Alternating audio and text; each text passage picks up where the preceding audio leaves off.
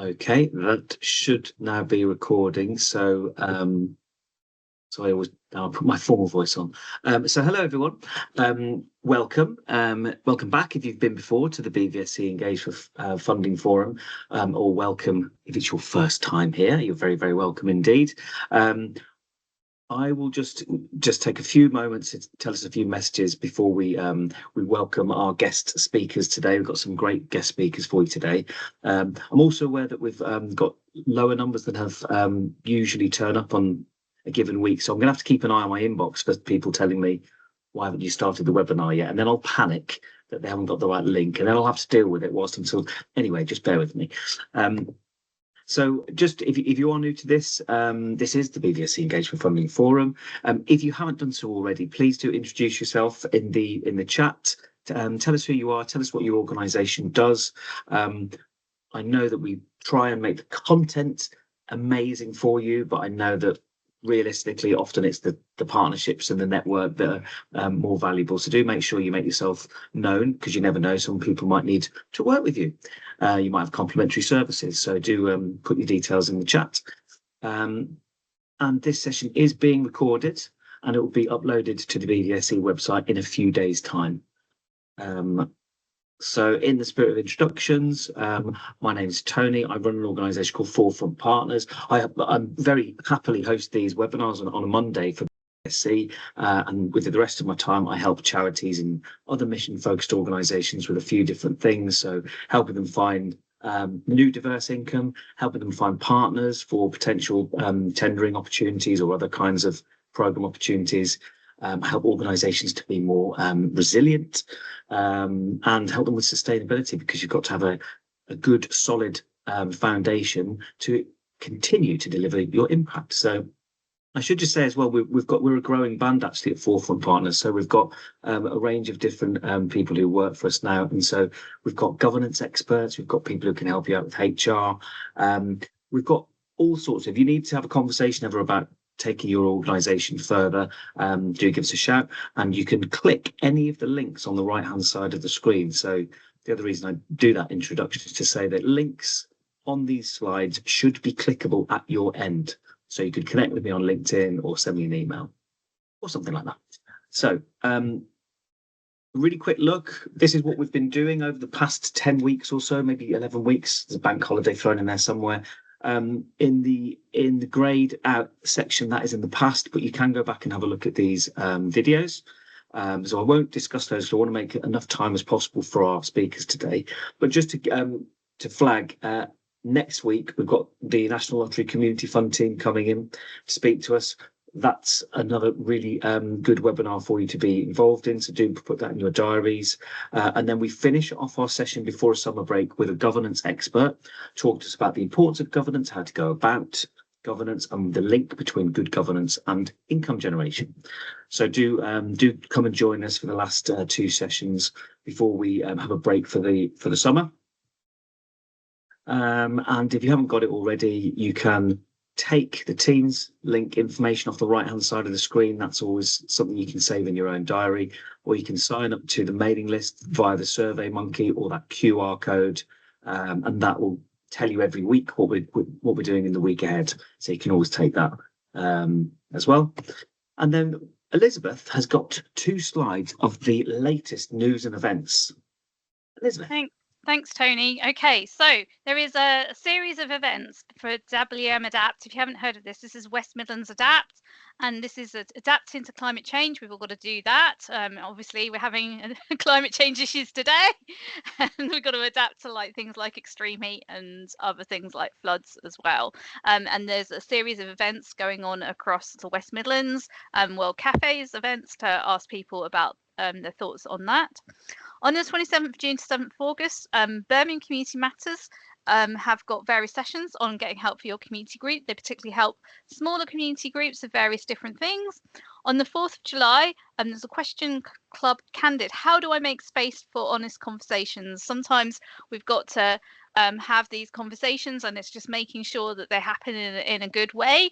And the brilliant Steph Vidal Hall will be talking about that. On the 5th of July, there's a citywide Birmingham Disability Festival, and lots of opportunities to meet lots of different organisations involved in that space. 5th of July for 6 months, we had I60CIC come on last time, and Samuel on public speaking masters courses. I'm probably not doing it right now, but they are the experts in this, and they've got public speaking masters courses both for adults and for children and teenagers, which is really good to see. On the 8th of July, there's a charity meetup at Birmingham event, a summer networking event. So if you want to meet like-minded charities, then please go along to that. I'll put this in on the 9th of July. There's a West Midlands probation marketing event for men's rehabilitation services. So this is basically potentially a commissioning opportunity for organisations. So please take a look at that, because there might be some projects in it. Tony's got his hand up. Can't hear you, Tony. Can you hear me now? Yeah. Strange. We believe that they are going to be looking for a high proportion of third sector organisations to be involved in that process. So if you're involved in justice or have services which could lend themselves to rehabilitation, probably worth getting along to that. Thank you, Elizabeth. Yeah, that's great. Thanks, Tony. And on 10th of July, get to know which structure is right for your community ideal group. This is Birmingham Community Matters talking about this as well. Just when you're setting up a new group, or even if you're thinking about changing the way that you do things and your governance, this would be a fantastic for you to go along to, so you can find out whether you've got the right structure in place or whether you need to change it. I think we've got someone in the background there. On the 16th of July, we've got Brum Energy Warm Homes Healthy Futures launch. We've got a fabulous new project, an online information session for anyone supporting people with health conditions or disabilities. They can get free home energy advice if you've got people who've got health conditions or disabilities within the Birmingham City area. So please come along if you want to know more about that. On the 21st of July, CGL undertaking drug and alcohol awareness training. So if you're working in the community or different groups affected by substance misuse, then this would be a great one for you to go to. Next slide, please, Tony. And there's loads of news and events. I think this has gone, well, today you're going to have to, if it's not already gone, the deadline for Severn Trent Neighbour Good Scheme. So if you haven't already I'm not sure if that's passed or not, but there's an opportunity there.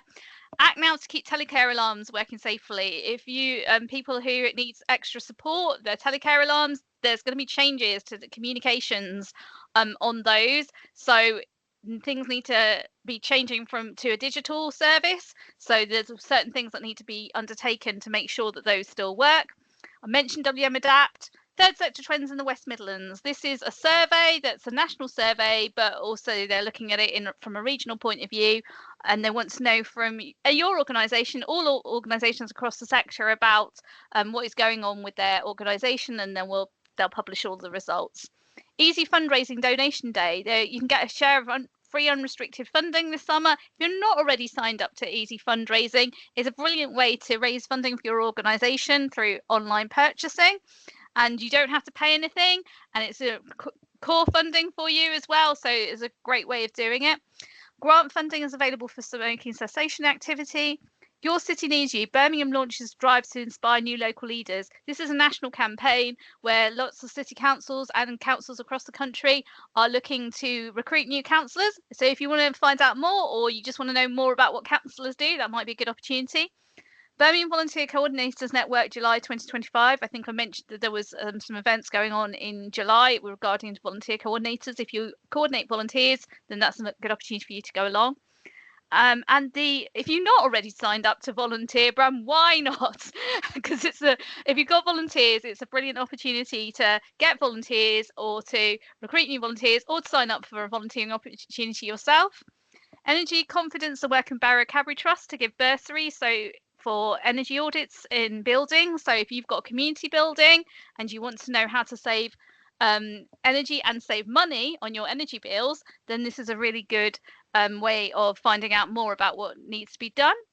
And free community support for groups and leaders. There's various different things going on there. And there's another survey, West Midlands Social Economy Survey, that's ongoing. And there's loads more stuff on our news and events pages. Thanks.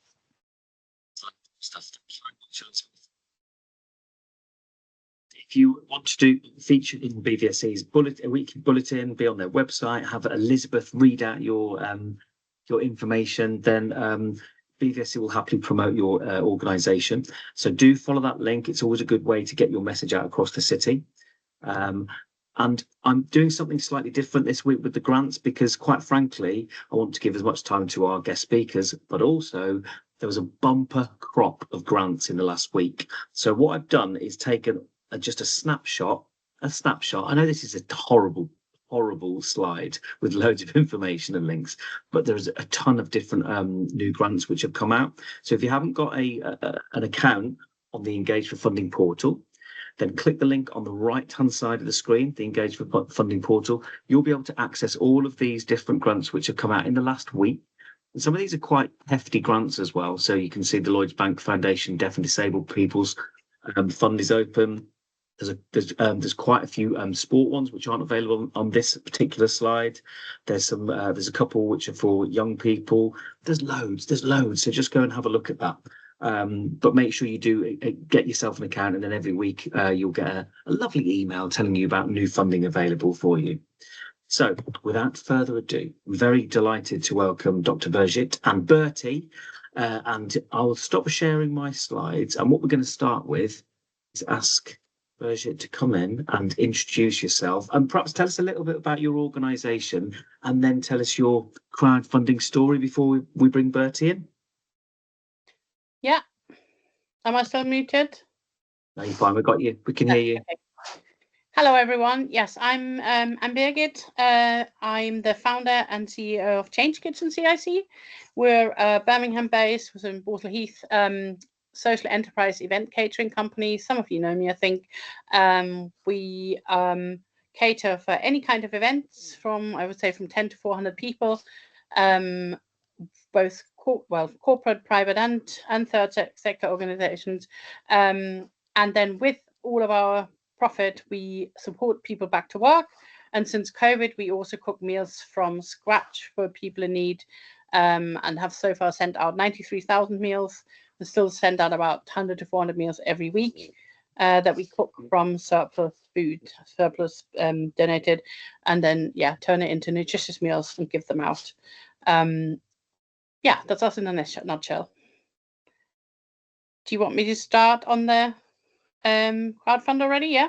Oh, yeah. Tell us your story. That'd be great. Thank you. Yeah. Okay. So last September, Change Kitchen started a crowdfunder with the help of the lovely Bertie. We'll talk a bit more about that later.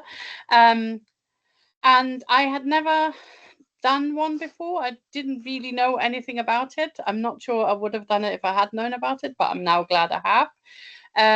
It was very successful in the end. We went for 50,000 and got 83,000.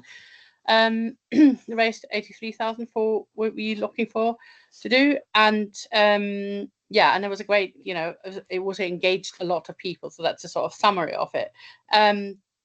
I would say if you're thinking of doing a crowdfunder, take your time to plan it a bit more. We didn't have much planning time because we went for some match funding, which is a great thing to do if you can. But our match funding had an end time when it had to be spent. So we had to go fairly quickly. Thankfully, we had the advice by someone else to use Bertie as a crowdfunding coach. I think I couldn't have done it without him. And then we had to do it fairly quickly without lots of planning. But I would definitely recommend take a bit more time to plan. It's good to take a bit of time to think about how you're gonna do the work, and also how you're going to engage your donors, so to say. I don't know where do I start? So one of the things, I think Bertie will talk a bit more about this, but basically one of the really important things is there's these sort of statistics of how you do a successful crowdfunder. And one of them is that it's great that on day one, you've already got 100 people donating to you. So you sort of need to line them up in advance.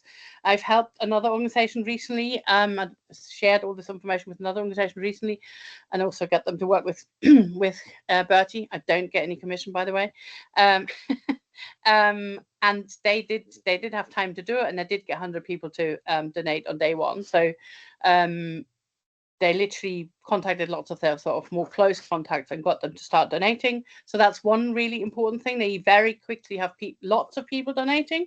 And then the other thing is it's very good to fairly quickly get to, I think, is it 20 or 25%? You'll say a bit more about that, Bertie, won't you? To show that you've got traction, basically. People like to donate to crowdfunding activities that other people donate to already. That's sadly how it is. That's how crowds work. You know, the more you're liked, the more you will be liked. When we did it, it was definitely a lot more work than I thought it would be, or yeah, it was more work than I thought it would be. I had to do something on it every day, at least sort of to keep it moving. So if you're thinking of doing it, make sure in your team there's different people who could help you with that, and keep on posting about it and encouraging people. We communicated with the general public via all our social channels on a regular basis. I think we posted something nearly every day on our social channels. We had newsletters on a regular basis, sort of updated people. Well, first when we started, and then again when we, I don't know, raced the first 10,000 or something like that, to keep people engaged. And then we did some direct marketing to people we knew as well. So actual close friends of Change Kitchen sort of thing. The other thing that's really worth looking into is the rewards. So I don't know if any of you's ever done a crowdfund or donated to one. People can either just give you money, which is great, but to encourage them to give money, it's worth having rewards, and they can be actual things, or they can just be, you know, a thank you, a digital thank you card, or they can be them helping you with a particular project or something. It's worth looking at other people's ideas about that already. And again, someone like Bertie is a great source of giving you an idea about that as well. The other thing I recommend is when there is match funding available, if you can time your crowdfunder with a particular match funding campaign that's going on anyway from a funder, there's different ones, then even if you have to wait a little bit, it's worth doing that, because it's so much easier if your money gets, whatever, doubled or something like that, while people are donating. Was there something else you already thought? Oh yeah, I have made a list, sorry. It's really good to do video updates on a regular basis, as in literally them seeing the CEO's face, or someone important, or even some of your service users, or some of your staff, anyone who's very good engaging with people. It's really good to do video updates at least once a week, where someone speaks to camera and say, thank you so much, how much you've already donated so far. Can you please spread the words? And anyone who hasn't donated, please donate. And maybe then already say what the money so far will buy, or something like that. That's really worth doing as well. Anything to engage that engages people to keep on donating or keep sharing the words. And then near the end, when we already reached our main target, but I really wanted to get to a higher target, I then tried out this thing which I'd never done before. It's called WhatsApp News, I think. No, WhatsApp Broadcast.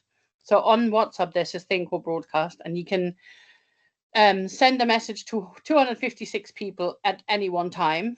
You have to click them all separately. There's no just, all in one. So you literally have to click the 256. I did that, and I did the first lot. Just thought I'd try this out. I have no idea how this works, but just do it. And instantly, within like minutes, I had several donations. And so I thought, oh, okay, I'll keep on going. I didn't realize it, but I had something like 4,000 or 5,000 contacts on my WhatsApp. So I went through all of them. So it took a while. But with something like the Crowdfunder web page, you get a really good afterwards. You get loads of really good statistics about, you know, when people donated and how and what. And on the day I did the WhatsApp broadcast, we had 1/3 of all of the donations from 6 weeks of donations. It wasn't 1/3 in donations, you know, it was lots of them were smaller ones, but it was 1/3 of all the people who engaged with it in that time just engaged on that one day, where I directly got in touch with people who knew us already. Some of them were old contacts, actually. That was quite nice. Some people I hadn't been in touch with since COVID, and they said, oh, you're still going, so nice, you know, I remember you catered for my mum's 60th, or, you know, something like this. So it was quite a nice thing for that. The other thing that's worth, so I would say overall, it's a lot of work for whatever you're getting out of it on the one hand, but if you just look at money, but you are also ending up with a really good, well, you get lots of engagement during the time you're doing it. So that in itself is something that raises your profile and makes other people hopefully aware of you, engage with you. But then also afterwards, you end up with this new group of people that you can keep on marketing to, or, you know, whatever you do, engage with them in different, whatever your engagement is, to get them maybe to them keep on donating to you, or, you know, volunteer for you, or whatever it is you need from the people you engage with. But for us, it's been a really good thing to keep on talking to people who donated for it, and they've come to celebrations since then, and they've bought more products since they donated. So there is a whole other benefit that's different from when you just apply for grant funding, I suppose. You wouldn't get that with grant. You wouldn't get a whole load of people who talk to you one way or the other with a grant funding. So overall, whilst it was quite hard work, I definitely would say it's hard work, and I would have loved to have a bit more time to plan it in advance. It was obviously successful, but it's also, I feel it was really worthwhile. And it launched a new project that we wouldn't have been able to do at that point. It gave 2 people a job, and hopefully will actually in the long run create quite a lot of jobs, because it's quite a big ambitious project that we sort of started with that.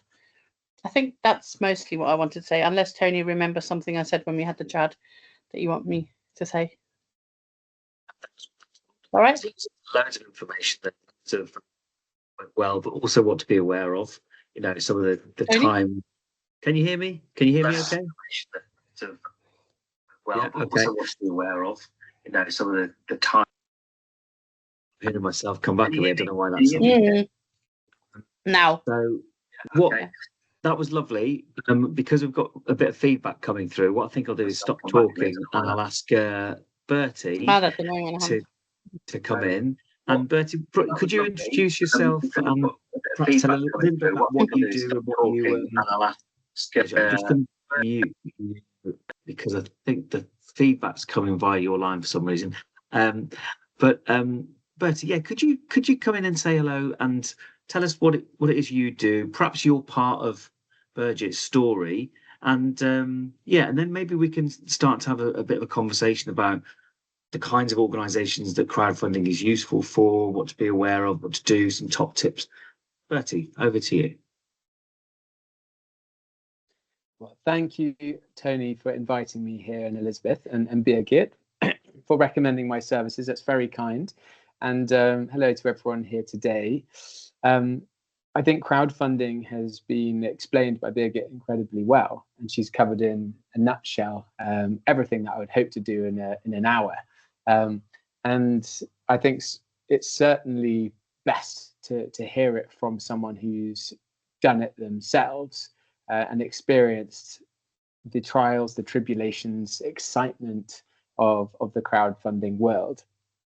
But my business is called the Crowdfunding Coach, and I train social enterprises, community groups, and charities in the art of how to put together a successful crowdfunding campaign.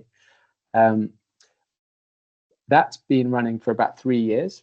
Prior to that, I was a senior coach at Crowdfunder, .co.uk, which might be familiar to you. Crowdfunder is one of the main crowdfunding platforms that we have in the UK.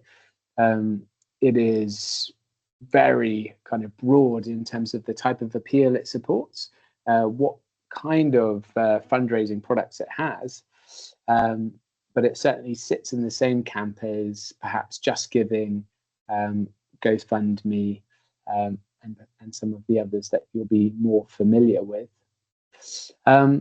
So I think in terms of crowdfunding and who's using it, Tony asked about the types of organizations perhaps, and crowdfunding really is very broad, and that's because it is a really accessible method of finance. We see village halls, we see cinemas, we see breweries, magazines, books, films, documentaries, small charities, giant charities, really every type of organization, shape or size that you can imagine. And I think the reason why it's grown so exponentially these last 15 years really is because of, I think, the crowdfunding campaign's ability to reach such a wide variety of people, and the ease with which it is to support a campaign. And I think at this time, I don't need to tell you this, but it's particularly challenging when it comes to funding. We're working within the social sector very, very hard to maintain our services, where the demand is greater and perhaps the pools of funding available are smaller or more competitive to grasp. So therefore, we have to think outside the box and use all the fundraising tools at our disposal. And crowdfunding is one of them. And I believe one of the best parts of the crowdfunding process is that it encourages non-for-profits to be more business-like in how they seek to raise funding, and to think outside of the box, perhaps from the traditional methods, and to become more sustainable really by really investing their time and energies in diversifying their income as much as possible. And in fact, it was moments like the pandemic where it really accelerated the exposure of crowdfunding, because everyone was locked away at home, and particularly museums or theatres, restaurants, pubs, those places that are part of the cultural fabric of Britain were under threat, and they weren't, I think in the crowdfunding sometimes was looked down upon because people didn't want to appear desperate, or they didn't want to ask for help. But if you lose all of your footfall and no one can actually use your services, then suddenly your online traffic or your social media or your mailing lists and newsletters become incredibly valuable. And so all of these organizations that hadn't perhaps crowdfunded before suddenly did. And between them, they reach everyone across the UK. And therefore, everyone became familiar with receiving a link to support a crowdfunding campaign, and was often able, as is the case, to either donate to a campaign or to claim a reward. And as Birgit mentioned, a reward is a way to incentivize someone to pledge more. It introduces a menu of options so someone can choose what they can afford to give. and it allows you as an organization to learn and think about what motivates people to give, what they might like in return, and then perhaps what could be applied in the future. So these reward categories include products and services, experiences and events, sponsorship and membership opportunities, and general thank yous. And these are what are called donation and reward style campaigns. And they are the ones that are compatible with match funding. Crowdfunder is a business. Its business model is to work with corporations, foundations, trusts, councils to make their finance available through Crowdfunder. And they do this because it works in an interesting way where perhaps these funders have less money to give away. If they are able to encourage the public to raise half of it and then they give the rest, then essentially they get extra bang for their buck and their money goes further. And in this kind of arena of competitive applications, this is quite a democratic way of crowdfunding, because you're actually inviting the public to choose who they want to support. And as Birgit says, it gives the project validation, and it gives other potential investors or routes to finance the clarity that this is something that the public need or want to happen. But donation and rewards and match funding aren't the only types of crowdfunding product that Crowdfunder offers. Would you like me to touch on those? Sure, yeah. So the relatively new to complement that kind of donation and rewards approach, there's certainly a couple of other activities you can do through crowdfunding which are worth knowing about. One of which is called a prize draw, and that in itself isn't a revelation. I'm sure we all know how prize draws work. But what's been interesting is that because Crowdfunder offers a prize draw service, so you create a page just like you would on a conventional crowdfunding channel, but instead of allowing people to donate or choose a reward, it allows them to enter a raffle. So perhaps for £10 you get one ticket, £50 5, 100 10. And the way that this is valuable is that charities, big charities, small charities, partner with could be musicians or local businesses, festivals, to create very interesting, amazing, and exciting prizes. And how the campaigns work is that you promote it as an organization, as a general funding appeal, but those that offer the prizes, they also contribute to the marketing of the campaign. And it can be a useful way to expand your audience, because part of the crowdfunding challenge is to break outside of your own networks. And I think that's what a lot of organizations are hungry to do. They're like, we know who supports us, but how do we get the message out there? And that can be a bit of a tool to do that.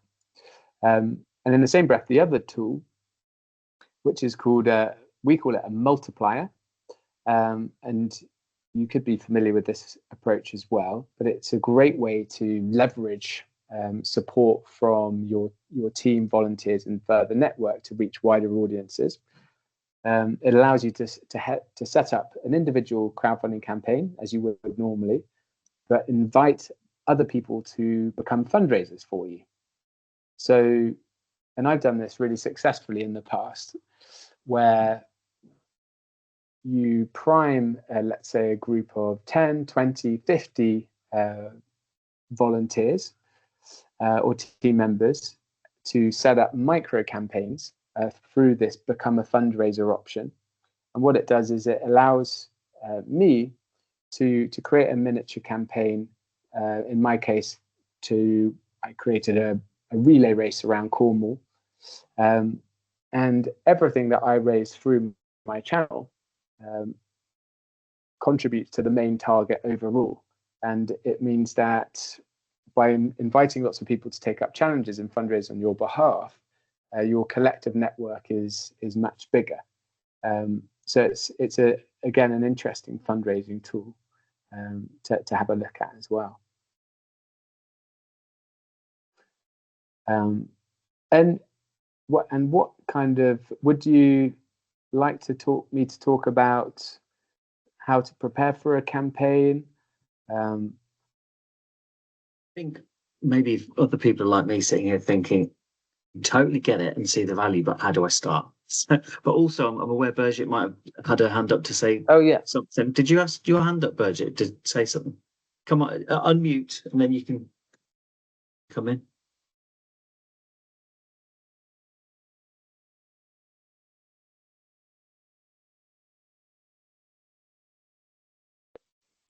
Yeah, can you hear me now? Yeah, I just Yeah. wanted to say, isn't there also the option to invest? Some crowdfunder platforms have an investment version as well, don't they? Because I know the Warehouse Cafe in Birmingham has just raised loads of money for fully carbon neutraling them their building, and they managed to get the target. But it's an investment, so people will, after 2 or 3 years, they will start getting some money back. But they did do it through one of the sites. I don't know if it's crowdfunder, but yeah. So that's called a community shares offer. That's right. Yeah. And it's applicable to organizations with a certain type of legal structure, so a cooperative or a community benefit society, and it allows you to sell shares, community shares. These are different from conventional shares in a business in that they can't be bought or sold on the open market, but they can receive a dividend from the success of the organization, and they can be potentially sold back to the organization to reissue. So it's an interesting fundraising approach. The best way to, if you're interested, is to look at the Community Shares Company. They are a partner with Crowdfunder, and they are responsible for helping organizations prepare and get all their ducks in a row. But the concept is very much the same. It's a marketing approach. Yeah. Okay. Someone had a question in there. Shall I read it out and then start answering? Please do. Yeah. So Sarah said, question 1 is, what would be your top tip to get attraction to your course? Which social medias would be most effective for crowdfunding? I don't know. I think it probably depends on the course, but you can answer that as well. Definitely for me, the thing that works best was that WhatsApp broadcast. It's definitely the thing that had the biggest impact. I actually think, because it's so hard now with Facebook and Instagram to, you have to pay quite a lot now if you want to be seen. They've just made it really hard. I'm not going to rant about it, but I could. But it's much harder than even, say, a year ago or 2 ago to get people to really see what you're doing. So whilst we did a lot of social media, I think it wasn't seen as much as I would have hoped to, because we didn't pay lots for it. The thing that worked the best was actually LinkedIn was one that worked really well. And then the WhatsApp direct, this sort of broadcasting worked really well. And I'll answer, or do you want to answer the first one first? You answer this one. Yeah, Bertie. sure. Thank you. So I am I'm a firm believer that it's all, the success of a campaign is kind of preordained, particularly when you've done the right amount of preparation.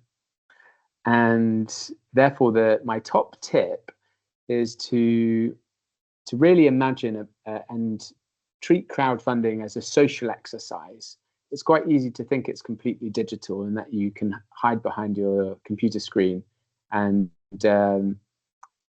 use that approach to contact everyone. But actually, really, it's an amazing networking opportunity, a way to engage with current supporters, but all of those people that you'd always loved to have a chance to talk to and meet with, because it gives you a real opportunity to approach them and have a discussion about what you're doing, what you're working on, and how they could potentially support your campaign. Whether that is kind of 4 ways: they could donate, which would be great. They could share the campaign, which would be fantastic. They could introduce you to someone else who they think might be interested in it or value to you, or they could offer a reward. So there's a few different ways that people can help. And I think you've just got to be quite a strong salesperson and treat this as a chance to find out from people what the minimum they can do and the maximum they can do. And there's kind of the preparation part is of having a network map, so a spreadsheet, and listing out all of the individuals, businesses, community groups, local media opportunities, I suppose key influential people in the area who you need to speak to, how you're going to reach out to them, and recording your progress to reaching out to them, on what date you did it, when you need to follow up, do you need to try a different channel by calling them or their office, WhatsApping them, sending an email, contacting on social media or LinkedIn. And that network map is something that everyone in your organization can contribute, and you're really creating exhaustive lists. And the second bit of work that feeds into that is your marketing plan. And really what that boils down to, if the average crowdfunding campaign is 4 weeks long, then you need to ensure that you've got a range of promotional activity booked in Monday to Sunday to ensure it's continued promotion. I always say no promotion means no page visits, which means no pledges. So what you're trying to do is just look at this timeline and make sure there's real depth in the activity that's booked in. And you really want a full promotional calendar before you even start. And that way you can be reactive, because it's just a domino effect of I suppose clicking go and all of these booked promotional opportunities falling across the weeks that you're live. And then you can be a bit more creative with your thinking and build on that success with other conversations and test different approaches. So I think that it's all about moving away from being hopeful to being realistic and being able to quantify your success, because we all want 1 million, we all want hundreds of thousands. But so if you want to choose a target, then the biggest tests you can give yourself is like, okay, can I book 4 weeks of promotion? Do I know where the first 100 people are going to come from? And can I identify 25% of that target before I launch? So it encourages you to actually ask the question before launching, rather than kind of just hoping it's going to happen on day one. Yeah, absolutely. And then social media, I think I completely agree with Birgit. They're so obtuse now, and so there's such a big paywall, and the algorithms are so nonsensical. But for clarity, I think LinkedIn's great, because it's just an easy copied link, and Facebook's good. Facebook, because they have so many community groups on there, which are often quite small, maybe 100, 200 size groups or larger. But it's much kind of more straightforward, posting links in a description, and part of your networking process is contacting administrators of pages and getting permission to post in there. So I think those are my tips, really. Excellent. Thank There you. was a second question. Yes, there was. Is there issue of donation fatigue? If so, how would you recommend organisations refresh their efforts? Not sure. Hard. Well, I think that's absolutely true. And I think I quite like the introduction of those other methods of crowdfunding. So I think you can do your donation and rewards, perhaps match funded campaign. You can do a challenge fundraiser. So use that multiplier tool we mentioned to get everyone to do that Captain Tom style 100 laps around your garden, or 10K, 1,000 burpees or star jumps. So it's kind of challenging your community and getting people to I think come up with their own fundraising appeal. Just like when it comes to doing the London Marathon, all of the charities will approach all of the kind of people within their networks to see if anyone wants to do anything. And then I like the prize draw approach, because it offers something else a bit exciting that people can get involved with. So I think between those styles of campaigns, you've got something. And then it's about, I think, being as making a big effort with how you tell your story. Yeah. Because I think if there's a lot of average campaigns out there, and I think everyone here will have a very important reason why they do the work that they do. So it's about making an effort to really tell those stories, whether it's from the beneficiaries or those that volunteer or work there, because I do think that people respond to people, and the more human campaigns stand up against those which don't offer really any background or story. So yeah, I think crowdfunding is one of those things where one of the reasons why I love it is that it helps you achieve all of those things that you never get round to doing. We all know we need to collect more testimonials. We all know we need to shoot more content. We all need to know that we need to network. So it does help us achieve those things. So I kind of treat it like that a little bit, about a business development exercise. Yeah, I agree. I would agree with that. I mean, you will need, I didn't say that at the beginning, you will need some sort of video, I think, for it. And we were lucky enough, we didn't do a specific one. You don't necessarily have to do a specific one, but you just need to have one that tells your story well and does a human element of who you help and all that. And we luckily had one because we had a bit of support just beforehand, so it helped us.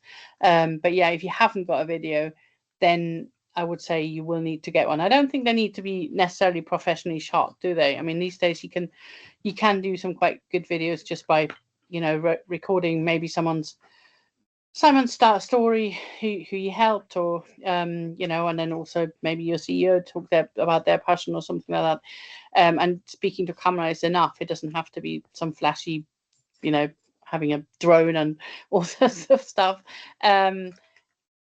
You do what you can do. It's more about the message than the exact delivery. I don't think people mind if it's not some really expensively shot thing, but you will need a video, and there is that whole thing, an image speaks 1,000 words, in a video even more so in lots of ways. So you both are like piling us with loads of top tips here, which is excellent. I can't thank you enough. I'm learning so much. I'm conscious Daisy's had her hand up for a little while, so I'm going to ask Daisy to come in, and then we've got a question in the chat that I'll come to. But Daisy, do you want to come in first? Your arm must be sore having your hand up so long. Hi everyone. My hands are almost crying from stretching. Thank God it's online. They have to stretch the actual hand. I've had the crowdfunding, not the first time, not second time, because we've been with you people for about a while now, almost 3 years now. So we've had it. My fear with it is because we are a very small organization and very much aware that it takes a lot to do this now. There's a lot of work, and you did confirm that, Yeah. which is difficult to just jump into it, because I feel if somebody write to me on my socials and I don't respond, what would that be? That not necessarily because I probably don't want to respond, but I haven't got that capacity of other people having to do this for me. So is there any kind of help for people, maybe like myself, who is 1 or 2 in the organization with so much workload? How do we crowdfund? Would we get extra support to help us maybe try it the first time or something? That's my question. If we can, that is, would we get any extra support to be able to deal with some of this online questioning and answer from people, because we need to engage? If we don't have the time to do it, how? I don't know if I doubt there is any extra support. I think the issue is you'll have, I think what Bertie said earlier is the more you remind people, the more you get donated. And it absolutely is the case. If you stopped engaging with people, sadly, people stop engaging with you. There's very few, I think there's very few in campaigns that just capture everyone's imagination and just become viral sort of thing. That's the wish of everyone, but I don't think that happens very easily. I think for me, we're not a big organization in terms of who can help with this. And actually, in the end, I did most of the work for the crowdfunder. We paid for some time with Bertie, and that was really worthwhile having that help. And I couldn't have done it without it. That made my time more effective. I could sort of ask questions when I was, stuck somewhere. But I did put some of my other work on hold during that time because I wanted it to succeed. But it did work. I mean, it was hard, and there was definitely in the beginning it was quite scary, and I did sort of feel like, I was saying this to both Tony and Bertie before, I felt so some of my own old demons came back, and I felt like a teenager in a sort of popularity contest. And so why are they not, does no one love us? Why do they, and it's like literally like this. And I knew it was my own stuff, but it still felt like that. It was still horrible for a while. And until we got to a certain point, I kept really worrying about it. But it made me just keep on going. So don't, like what Bertie said, there's no point hoping it will go back. It is hard work. You have to keep at it, but also you have some control over it. You have got some control by keep going. And most of the time when I did do something towards it again, we got donations again. So sadly, it didn't mean having to hold some people's hand. We also created some bespoke rewards for certain people to get them to donate that way. But in the end, it yielded. We got £83,000, which is a lot of money. So yeah, it is just prioritizing it for those 4 to 6 weeks. So someone asked about the length of the thing. I think it's generally sort of 4 to 6 weeks, isn't it? I mean, Bertie will say this, but in our case, yeah, it was something like 4 to 6 weeks. I can't exactly don't know exactly anymore. There had to be a deadline to it in our case. Yeah, you will have to prioritize. Someone in the organization will have to prioritize some time for this, but I think it does work. Thank you.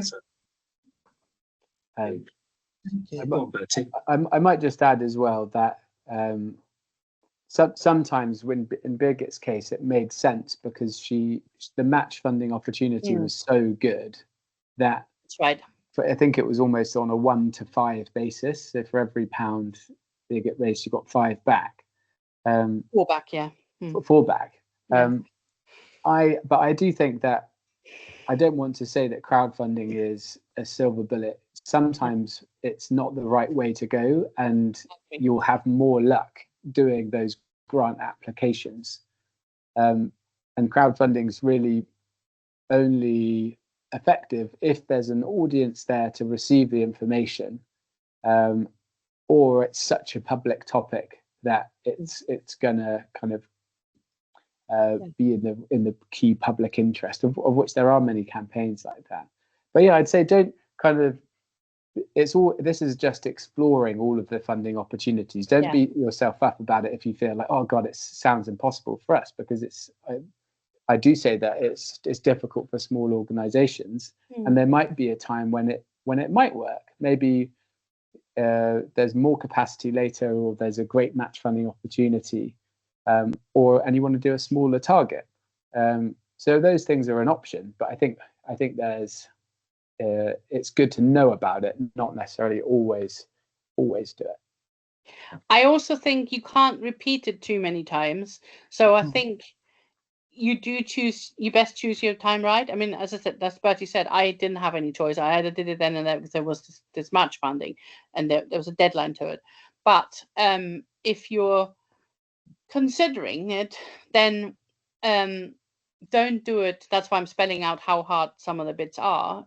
Consider it only when you feel you can give that time, and maybe you got a bit of extra support from someone else because you got some new volunteer who's really young and fresh and wants to do stuff like this, or you have some I don't know, something that it gives you a bit more extra capacity. I totally agree. It's better to wait till the right moment than do it and then it just goes, I mean, there are quite a few crowdfunders that do that. They just go, because there isn't enough time to engage everyone, or you don't have a big enough of audience. So you do need to think about that.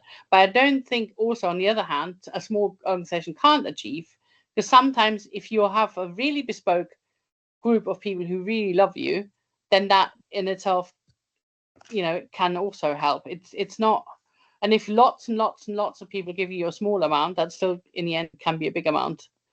But yeah, it's worth, I mean, that's why it's worth having someone like Bertie to also chat about these things before you make a decision. I think it's really worth doing.